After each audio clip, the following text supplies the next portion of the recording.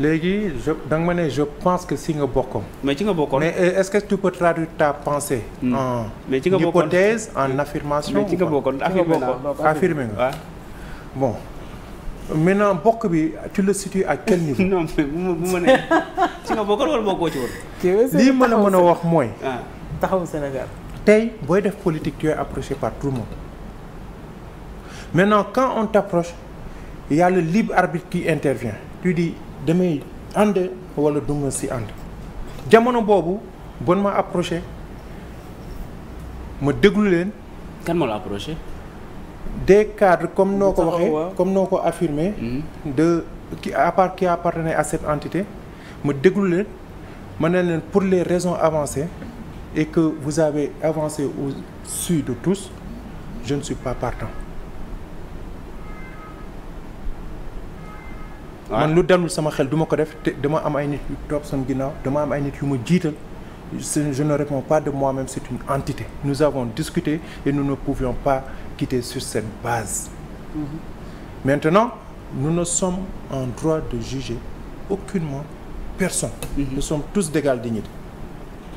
ginnaaw mën nañ leen nangul ñu dem war nañ ma mën a nangul tamit ma des taxaw jamono yooyu. nga des taxaw. jamono yooyu. ok. moi j'ai des principes. nous incarnons des valeurs. bu ñuy teggi lu wér moo ñuy tax a teggi. mais finalement dem nga.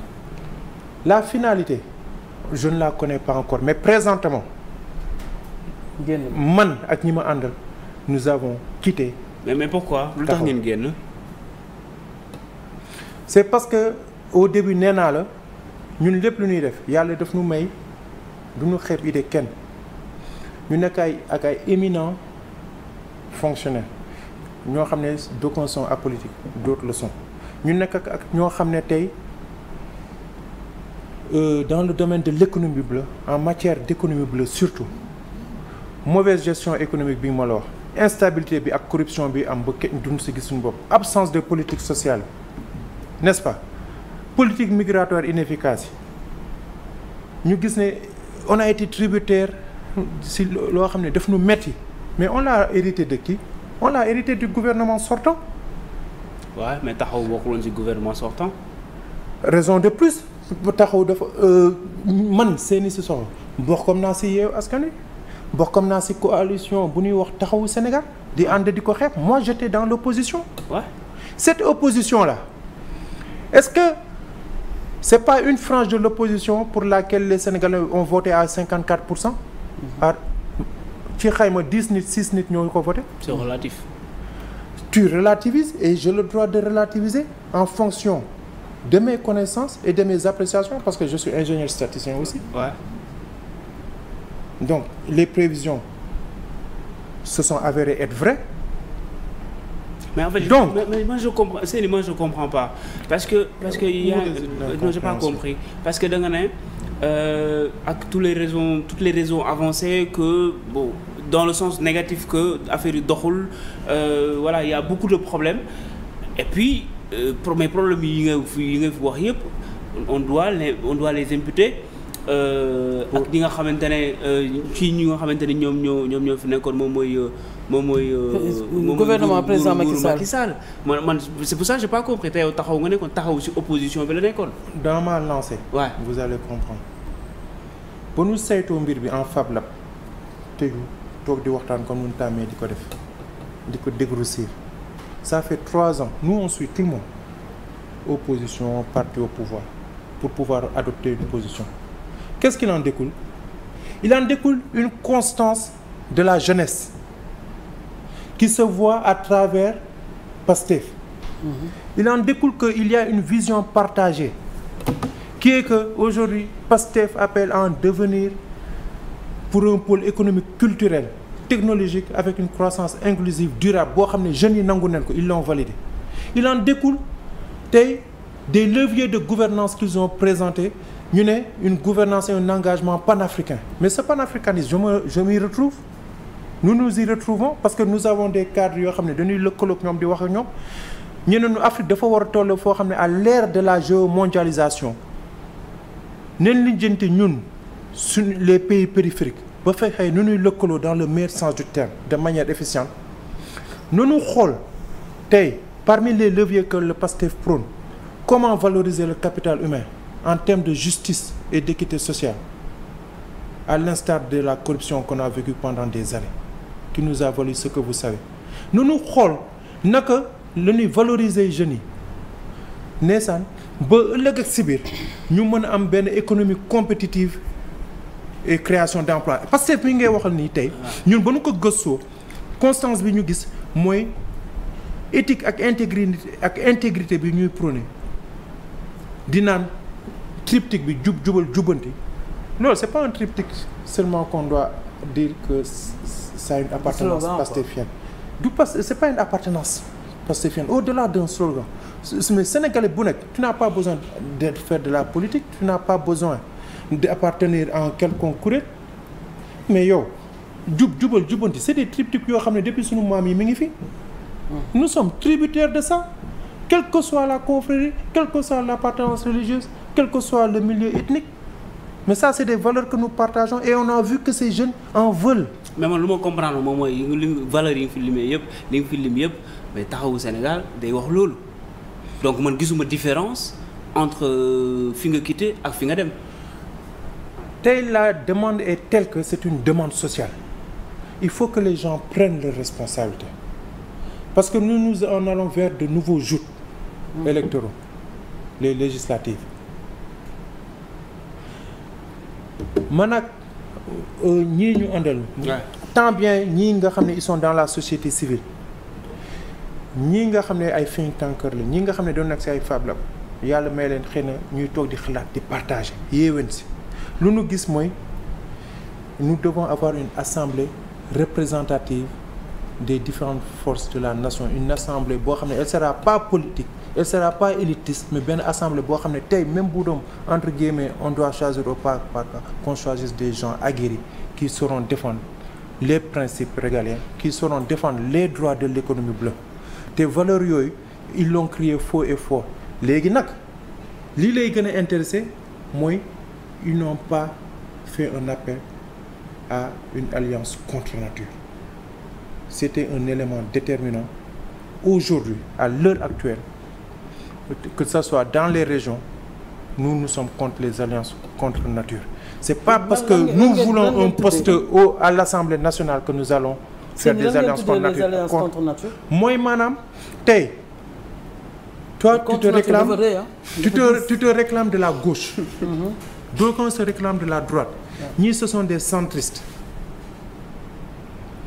nga yàgg a nekk ci opposition bi man sama bopp ak ñi ceux qui se reconnaissent à travers li may wax ñuy xeex benn régime pour mu jóge fi la logique la déontologie en mon sens d'après les conclusions que nous avons tirées de la situation actuelle mooy si allié il doit y avoir si force il doit y avoir pour un devenir une prospérité de cette jeunesse à l'aube de nos 50 ans lu ñuy dund incha allah yàlla nañu fi yàlla bàyyi mais après 66 ans loo fi teg bonus la mooy sunu doom yi jeunesse bi nañ leen jàppale jeunesse bi ñan leen wax jamono yi ba bésu tey mais Pastef la ñu wax c'est pas une question de Pastef man bu jeunesse bi waxam à 64% ñoom lay jàppale donc c'est leur avenir qui est en jeu donc bu dee ñoom ils vont aux urnes avec cette mentalité cet état d'esprit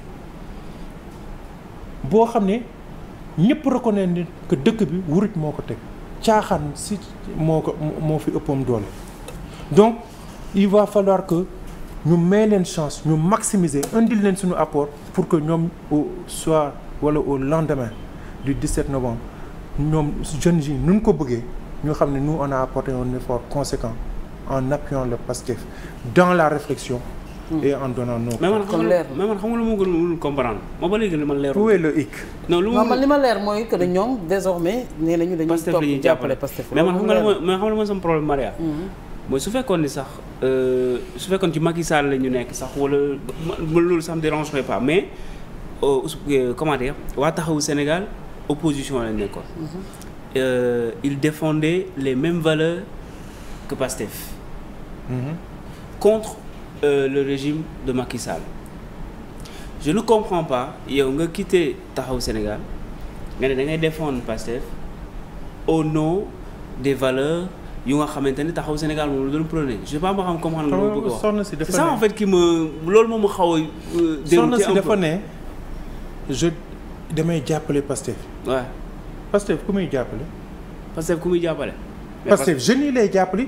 mais population bi nga xam ne tey Taxawu Sénégal tamit jeunes yi la ñuy jàppale maa ngi ñëw si benn demande sociale boo xam ne tey en termes d'équilibre les statistiques prouvent que la majeure partie se reconnaissent à travers une organisation un mouvement ou un parti ou une idéologie c'est là où je m'en vais venir tey si la majeure partie m'avait dit c'est le parti de Babacar et que Babacar n'a pas fait d'alliance contre nature sans hésiter je le ferai. Donc c'est pas une question de dénomination. Toi tu es dans les dénominations. Moi je suis pas dans les dénominations. Moi je suis dans le principe le triptyque. man loolu tamit j'ai pas compris parce que fii parti man loolu man amul sens parce que parti yëpp. alliance contre nature mooy parce que parti yëpp parce que soo xoolee ñi nga xam ne comme elle a la chance de ñi am gauche droite affaire yooyu non je comprends pas mais logique boobu soo ko bëggee yóbbu tamit moo tax ñu war a Maria logique boobu soo ko bëggee dugal tamit di nga am ay limites parce que Pastef ci seen biir am na ñoo xam ne Malick Gakou mën nañu wax ne frange gauche la jógee te waa Pastef lay jàppale fi mu ne nii. donc à quelle période. à quelle période mais bu ñu jugee ci présidentielle yi ba léegi ñoom lay jàppale. ci élection législative yi amul liste daf ne moom jox na bopp ak lépp jox na ko waa Pastef pourtant ci frange gauchiste la jógee donc pour man loolu amul logique un peu. Vous avez cité Malick Gakou. waaw pour que nul n'en ignore man lu ma maîtriser wu du ma si xuus. xam nga man lan la ñuy gëstuñu lu ñu fi bàyyi mooy l'intérêt commun l'intérêt général que dit la majorité en tant que statisticien la majorité dit les raisons que je vous ai avancées la majorité prône une unité et une solidarité à travers l'organe étatique qui est en place nul du kenn moo mën a contredire voilà désavouer sur nos postures parce que nous sommes cohérents dans ce que nous faisons. Mais si je vous dis vous avez transhumé, est-ce que vous allez accepter ça, ce terme? Transhumance maanaam.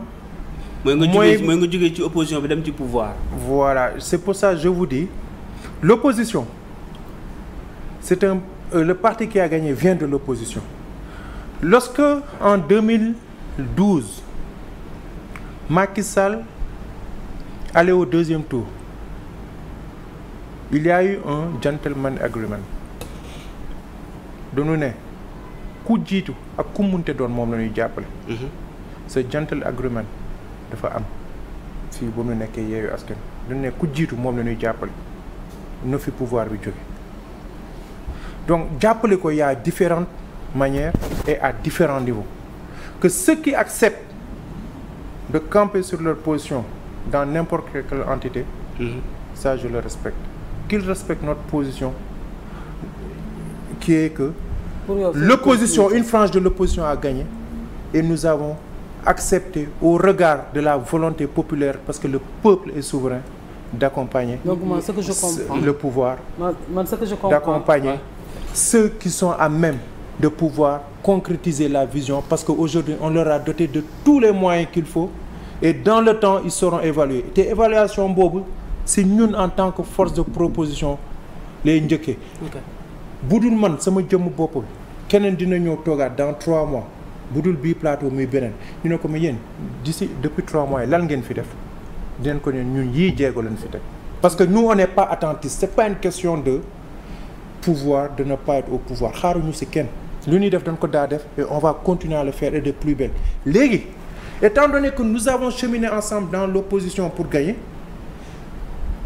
nous allons vous présenter ce que nous avons nous allons présenter au peuple sénégalais qui appréciera et l'autorité en charge de pouvoir délester de pouvoir tey lu maanaam loo xam ne tey dafa gripper de pouvoir dégripper la situation ñu jox leen moyen te buñ ko fàtte nous leur demandons d'être souple souplesse boobu mooy bu ñu ñëwee parce que pouvoir dafa doy waar ku nekk ak nu mu koy exercer et je pense que lii ma gis ci président Bassirou Diomaye Faye ku am taalibe la ndongo daara la kon am na ay valeurs yoo xam ne am nañ yaakaar que ministres yi dinañ si inspiré wu de telle sorte que bu ñu ñëwee si ñoom nañ xam ne du suñu jëmm bopp Sénégal moo nu ñor balaa ñoo dem di jéggi ay frontières di lëkkaloo di signer ay convention ak yeneen entité yoo xam ne parce que aujourd'hui on n'a pas les moyens techniques d'avoir la maîtrise des chiffres parfois que nous avançons nous leur demandons te yéen loo leen mën a teg à notre disposition def leen ko parce que nous on le fait pour le peuple vous êtes là grâce au peuple donc le seul dénominateur commun que nous avons c'est que nous allons offrir aux Sénégalais des lendemains meilleurs et c'est pas des paroles.